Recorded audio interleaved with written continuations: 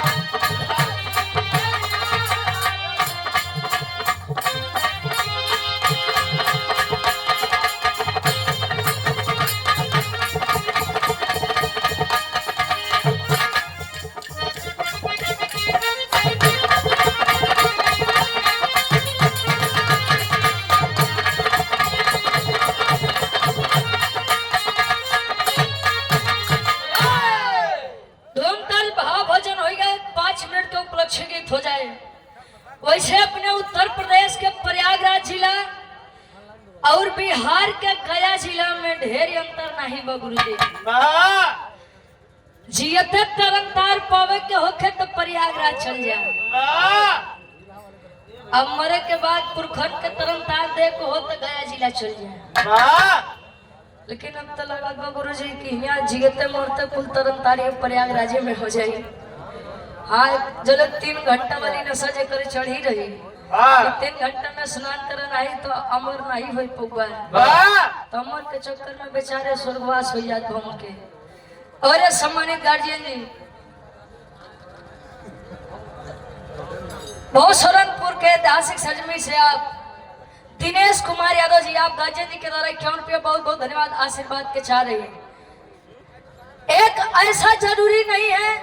अच्छा एक बात कि हर जतिये में 2-4 उत्पत्ति होती हर घरे एक आध दू लड़का ऐसा नहीं है कि बाप दादा बनावत चली गई है खाली एक दू लड़का ऐसा जन्म ले ले 2-4 पीढ़ी के बनी बनाई इज्जत कुल नाश कर दी। और कोई होता है खाली एक लड़का जीवन जी ले गुरुजी तो वो अपने कितना बुरा कर्मी परिवार रहा है तो वो केवल एक लड़का अपने पुरखन के तरनतार कर दे। गयासुर एक ऐसा लड़का था जो जन्म तो दानव परिवार में लिया था लेकिन उसके अंदर कोई भी खराब प्रवृत्ति की विचारधाराएं थी ही नहीं। यानी गयासुर सात्विक विचार का था। कहो गयासुर जब से जानने और समझने के लायक हुआ तब से भगवान विष्णु के बहुत बरियार भक्ति करे। कवि जी लिखत है कैसे आवा तनी सा भाव बने। और 100 रुपए का सम्मान रमेश कुमार सरोजी शेखपुर के ऐतिहासिक सजनी से। अच्छा राजा हो तो कैसे मनाइए 100 रुपया बहुत बहुत धन्यवाद आशीर्वाद के चाह रही है। मना को तो पहले बता दिया था भाई मनवाई देते हो कहो आओ एक लाइन मना लो फिर ओकरे बाद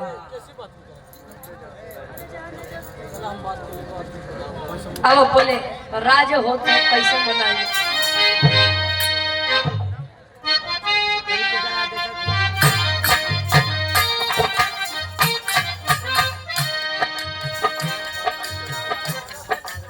दुल्ही मनावन करे बिरहा सम्राट स्वर्गीय दादा श्री राम कलाश यादव जी के गीत है। और YouTube पर आप लोग इस गीत को बड़ा पसंद करते हैं। आज के भी हमारे भाई और पुरखा दादा पुरनिया लोग करम को बात के बाद बताए कि उनके जमाने वाली गीत ही है। दुल्ही मनावन करे कैसे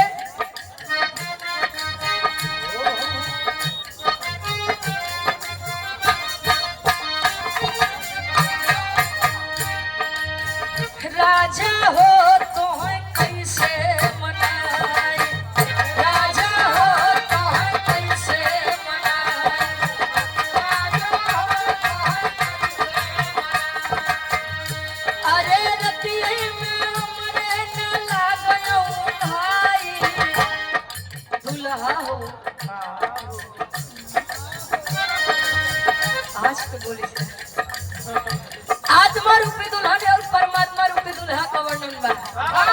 भैया कितनो दाढ़ी मोछा रखावा गुरुजी, सबका पिया एक।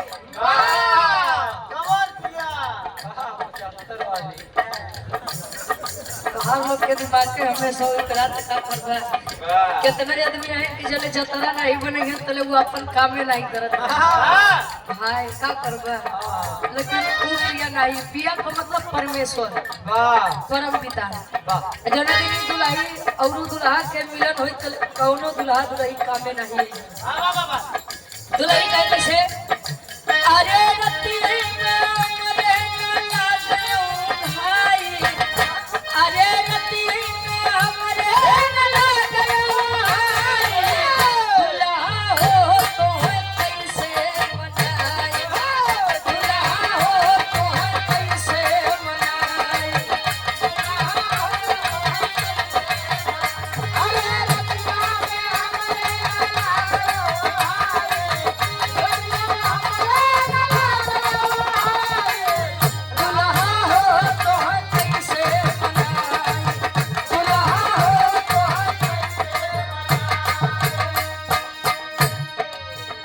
कबल पनवा तैयार गे जवानी, कबल पनवा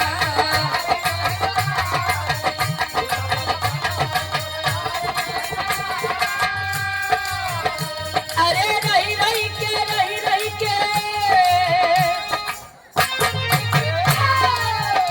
अरे रही के सजिया पे आवे लड़ाई, अरे रही के सजिया पे आवे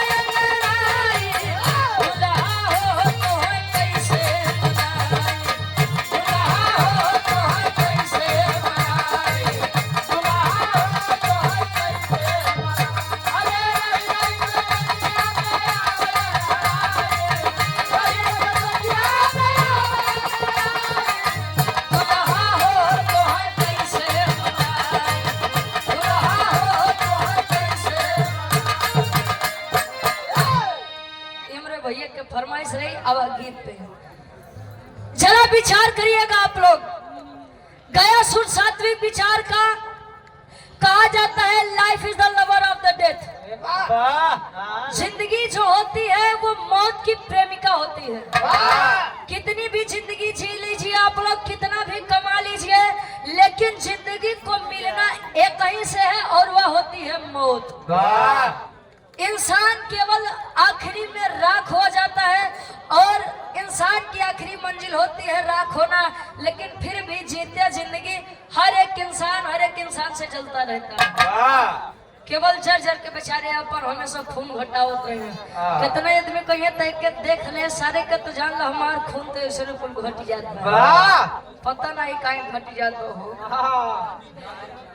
राम मिलन यादव जी हमारे गार्जियन जी के द्वारा ये 100 रुपए का सम्मान, बहुत बहुत धन्यवाद आशीर्वाद के चाह रही। आवा गुरु जी कवि जी लिखा था तरह से बढ़िया फर्ज बा कैसे,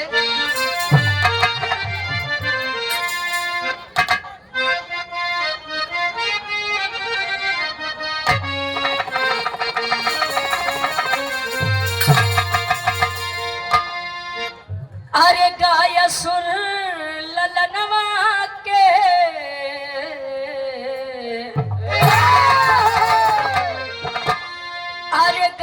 सुर ललनवा के नयनवा लाल लालवा, गाया सुर ललनवा के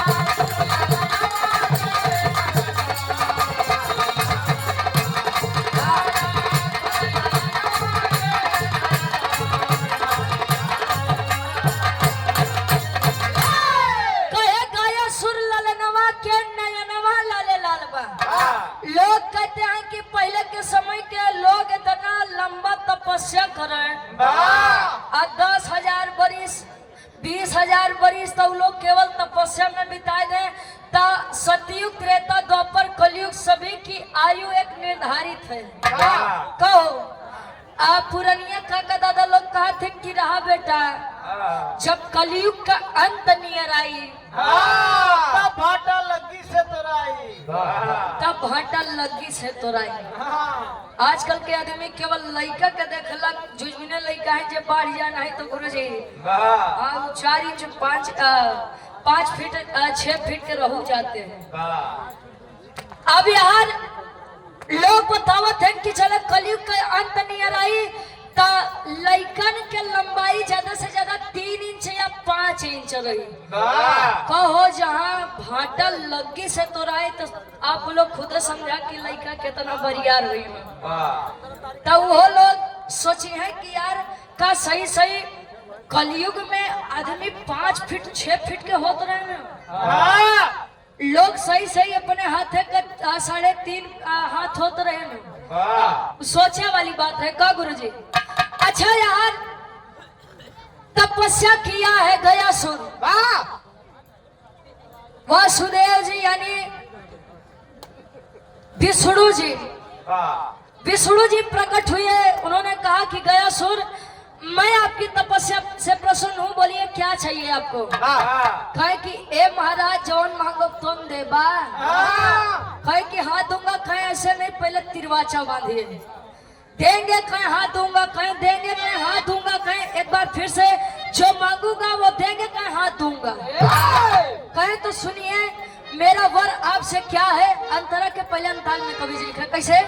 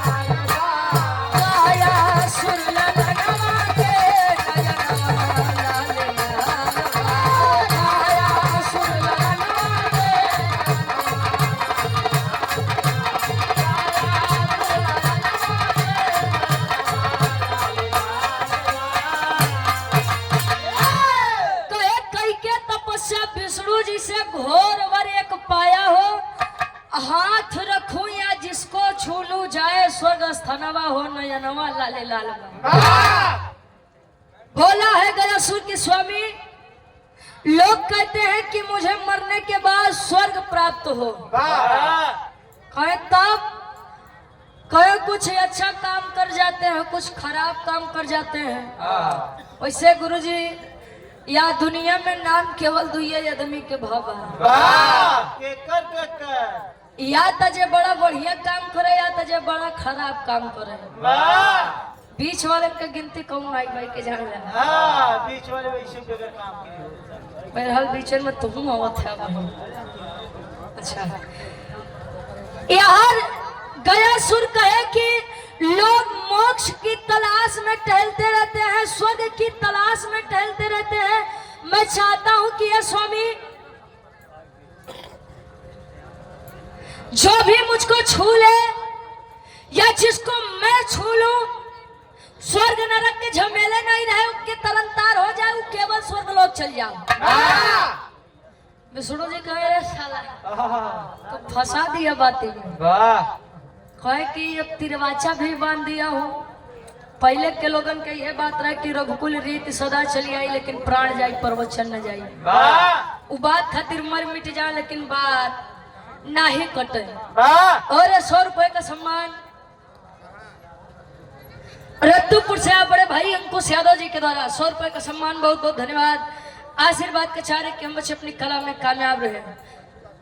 और ये श्री रामचरित मानस पाठ का शुभारंभ 13 मई 2026 दिन बुधवार को, हवन होगी 14 मई गुरुवार को, कच्ची है 15 मई और महाप्रसाद पक्की 16 मई शनिवार को, बिबियापुर और आइन बेला रामपुर पट्टी प्रतापगढ़। वाह कार्यक्रम के आयोजक साहब हैं श्री देव नारायण वर्मा जी, गुरुदीन वर्मा जी, राम आश्रय वर्मा जी। और विराह का बड़ा सुंदर कार्यक्रम किया गया है सूरज यदुवंशी जी प्रयागराज से और रुचि यादव हम प्रतापगढ़ से। अच्छा, बहुत बहुत धन्यवाद। 100 रुपए का स्नेह सम्मान, बहुत बहुत धन्यवाद। आशीर्वाद के चारे कि हम बच्चे अपनी कला में कामयाब रहे। इसे आप लोगों के देन बात की अब की लागत बा पूरा महीना भर यहाँ रह कहो। बहुत बहुत धन्यवाद। आशीर्वाद के चाह रही ए भैया। अच्छा, कभी कभी होता है कि गलत जगह पे गुरुजी तिरवाचा बांधना भी बड़ा दुविधा हो जाता। जैसे यमराज जी बेचारू दे दिहन तिरवाचा। एक भक्त रहे, वो जिंदगी भर केवल अपराध करे। तनी सब विचार करिए आप लोग। वो जिंदगी भर अपराध करे। अच्छा दिन नियर आए कि यमराज जी हमें लेके चला। यमराज जी देखे कहे कि ओहो आज तो उसकी पारी है। आए यमराज जी कहे कि बेटा तैयार हो, चलना है तुझे। तो कहे कि ये महाराज है, खाली आज के रात हमें और यहाँ रायदा, अगली बार जब आप होगा तो कसम से हमें आपके साथ चल देगा। कहे ठीक है, आखिरी इच्छा तेरी यही है तो तू आज के दिन यहाँ रह ले। अच्छा, चल दिया यमराज जी। अगले दिन भोरहरिया में लड़का उठा, बड़ा चतुर भाई, कलयुग के आदमी बड़ा चतुर होते। 3.5 हाथ के भले हैं लेकिन बुद्धि उनके हर युग से ज्यादा हुआ। अच्छा यार, उ लगा यमराज जी की मूर्ति बनावे, अगरबत्ती जलाए, जान गया कि अब हम यमराज जी की आने वाली और समय नजदीकात बात है। अगरबत्ती दिखाए के केवल यह कहे ओम यमराजाय नमः, ओम यमराजाय नमः। अच्छा, 2-3 बार कहे यमराज जी सोच में, अरे बाप रे बाप, तो हमारे भक्त निकलिए बा। यमराज जी के वैसनो क्यों भक्ति भावना जल्दी नहीं करत के उनका बुलावे भाई।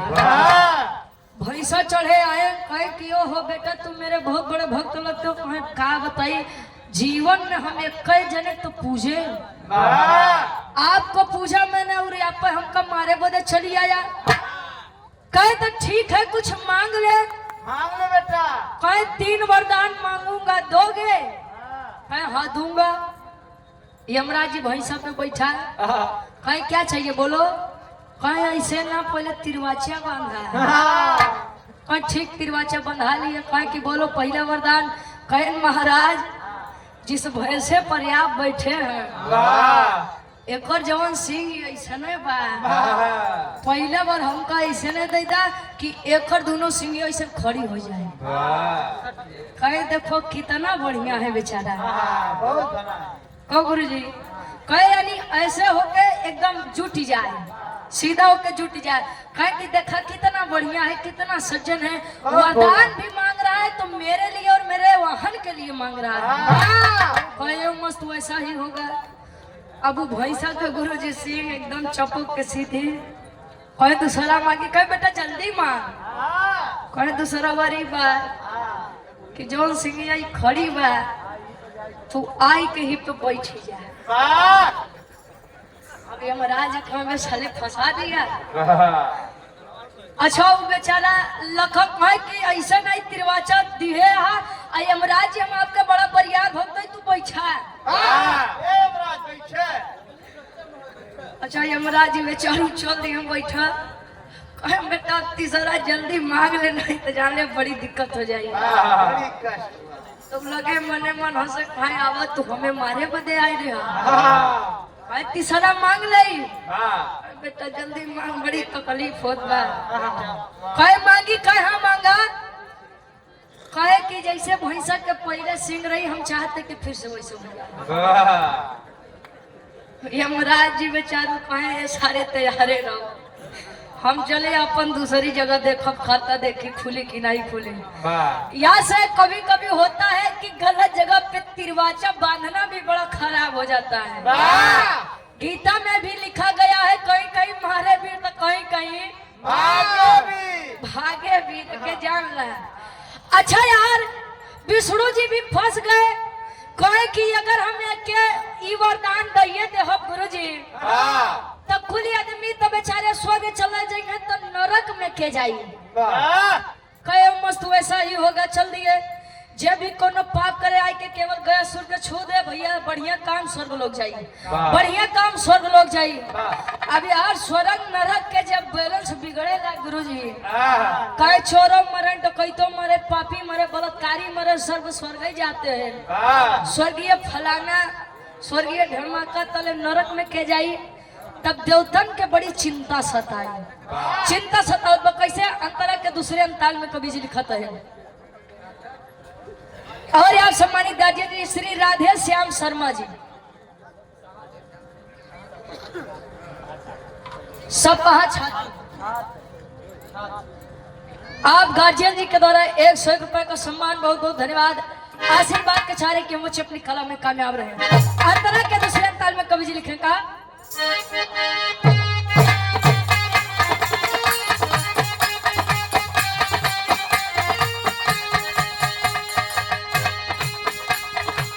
बोले विष्णु गया सुर से पवित्र एक बतावा हो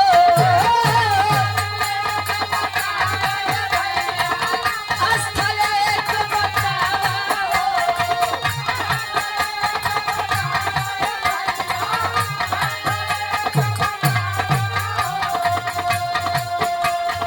तोहरे हृदय से बढ़िया नहीं केहू के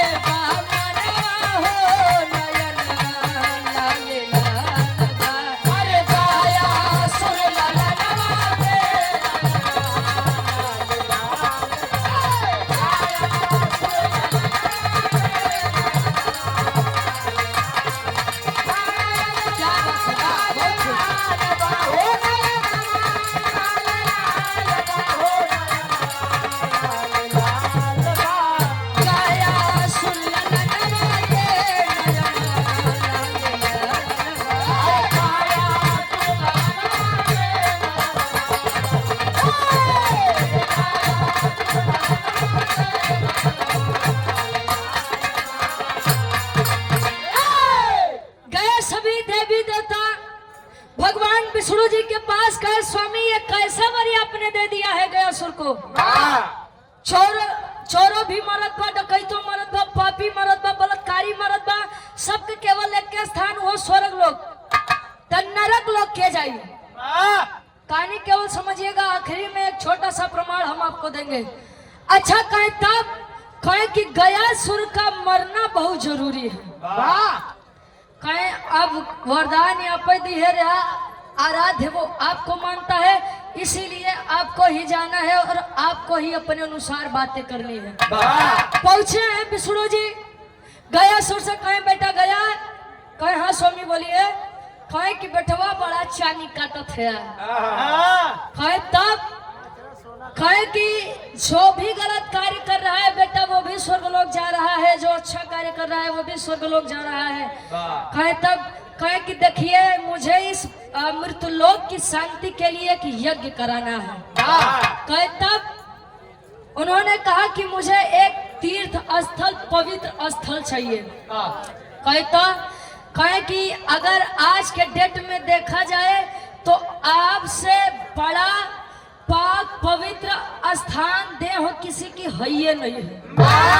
ये आपका हृदय जो है वो बड़ा पाक है साफ है और हमें यज्ञ हवन करने के लिए आपका शरीर चाहिए। बाहर गयासुर कहे कि आए है स्वामी अगर मेरा यह शरीर आपके कार्य में जा रहा है तो मैं बड़ा भाग्यवान हूँ कि मैं आप अपने आराध्य के लिए खुद की जिंदगी को मौत को बुलावा दूंगा। कहे आप हवन की तैयारी करिए देह मैं अपनी आपको दूंगा। कहे ठीक तैयारी किए देवी देवता आए गयासुर के देह है इतनी लंबी रहे गुरुजी, देवी देवता आमने सामने बैठा है, बीच में हवन होत बा, हवन होत बा, तले गयासुर का शरीर पूरी हिलत बा, कांपत बा। विष्णु जी को चिंता सतावे कि अरे गया का देह अभी भी कंपन हो रहा है, अभी भी हिलत बा, और जब शरीर हिलत बा तो हवन कैसे होई? ताले गदाधारी यानी हनुमान जी, बजरंगबली, जिनकी बातों को हम आज भी लागू करते हैं कि ये भैया हनुमान जी तो हम यही नहीं कि सीना चीर के दिखाऊ हम। हनुमान जी आए गदाधारी लई के गदा, विष्णु जी खड़ा होते हैं कहाँ? गयासुर के सीने पर।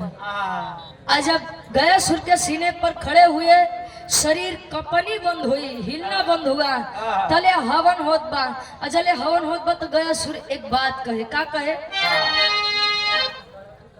राजवीर पाल जी, हमारे गार्जियन जी, गड़ौरी कला की ऐतिहासिक सरजमी से आप गार्जियन जी के द्वारा 100 रुपए का सम्मान, बहुत बहुत धन्यवाद, आशीर्वाद के चाह रहे हैं। अब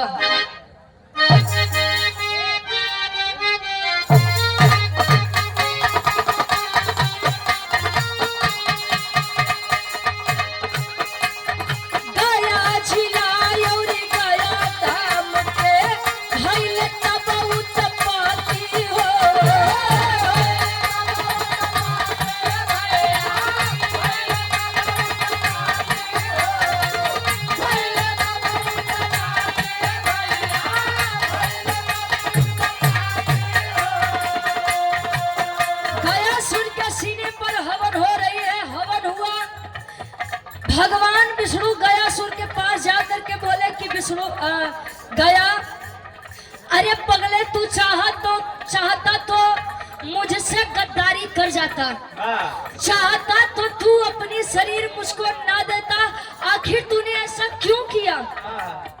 कहे कि साहब जरूरी नहीं है कि खानदान में, खराब खानदान में जन्म लेने से बच्चा भी बगावत और बेईमानी पर उतर जाए। विचारधाराएं मेरी हमेशा से सात्विक रही हैं, मैं हमेशा से आपको अपना आराध्य माना। अगर मैं आपसे गद्दारी कर जाता, बेईमानी कर जाता, तो मेरे इस शरीर का पाक और पवित्र रहने का कोई मतलब न निकलता। इसीलिए मैंने ये अपनी शरीर आपको दिया, कहा कि बेटा उस भक्ति से मैं जो प्रसन्न हुआ सो हुआ, मैं तेरे इस बलिदान की वजह से बड़ा प्रसन्न हूँ, बोल क्या चाहिए तुझे? कहे कि साहब आपने मेरी शरीर तो ले ली, मुझे केवल एक बार दे दीजिए, मैं रहूं ना रहूं, लेकिन अगर कोई भी यहाँ पर आए, मेरे इस स्थल पर आए, दर्शन दीदार करे, तो उसके पूर्वजों का भी तरनतार हो, उसका भी तरनतार हो। विष्णु जी आशीर्वाद दिए कि बेटा गयासुर, जो भी तेरे इस तीर्थ स्थल गया धाम में आएगा, मैं वरदान देता हूँ कि जो भी आएगा दर्शन करने के लिए, वो ना बोल के ऊपर 7 पीढ़ी तरनतार हो जाएगा। कहो और आप विनय सोनू यादव जी, जिला पंचायत प्रत्याशी, बाबा बेलखर धाम प्रथम से ये आप गार्जियन जी के द्वारा 201 रुपए का सम्मान, बाबा बेलखरनाथ धाम के आपके ऊपर आशीर्वाद लगे, छोट बड़े के आशीर्वाद लगे, विजय का तिलक आपके मत्थे पर लगे, यही हमारी दिली कामना है।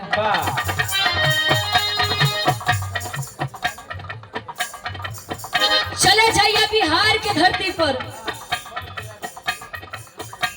बौद्ध महात्मा बुद्ध जी के धरती पर, जहां पर ये गया जिले की उत्पत्ति हुई, गया धाम की उत्पत्ति भाई।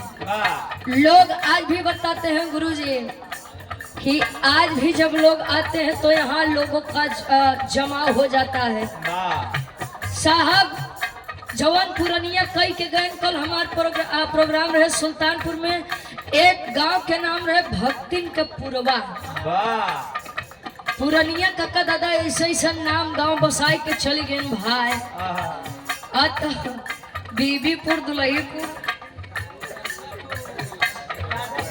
राजापुर, आइए अमेठी में चल जा, हुआ एक गांव के नाम दुल्हिनपुर। शिवराम चाचा हमार कईयो बार लेहन पैसा एकर पूरा बतावे बर कि अब बताओ तब बताओ पूरी रात बीत गई नहीं जान पाए दुल्हन कुल काहे पड़ा बहुत बहुत धन्यवाद। ऐसा पुरानिया दादा काम करके गए लोग भले ही कितने भी शिक्षित हो जाए लेकिन हम आज भी उनकी प्रथाओं पर चलते हैं। लोग पहले मिले कि भैया जय सीताराम राधे श्याम जय जय राम। अजो ने आज लड़का पढ़ा लिखा संस्कार बन के तो आज अच्छा पहले लोग पैलगी करे तब पाँव तले एकदम जाए भैया बाबू राधे श्याम सीताराम जय राम। आजकल तो केवल झुकत है तो घुटने तक बाबा जय राम बस इतना तो। अरे ना भाई वो जमाना आवे में कुछ दिना बा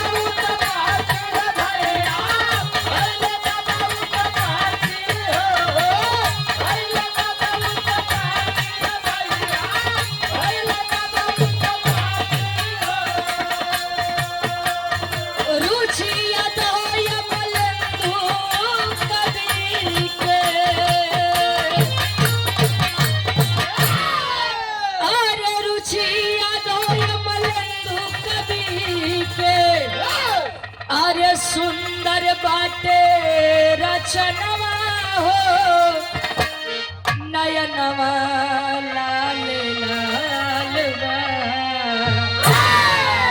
अरे गाय सुन लाला नवा के नयनवा लाल लाल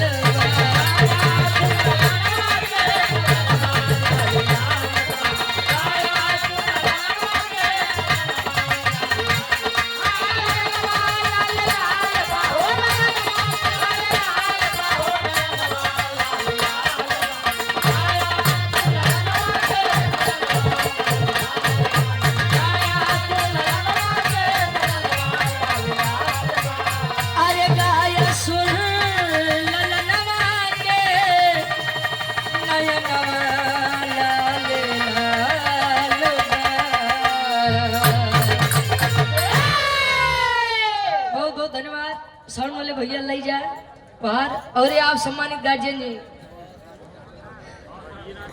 जगन्नाथ यादव जी बहुत शरण का पूर्वज है आपके द्वारा यह 100 रुपए का सम्मान बहुत बहुत धन्यवाद। आशीर्वाद के चारे के मुझे अपनी कला में कामयाब रहे। अगली पार्टी के नंबर बार आप एक बार सुन लो।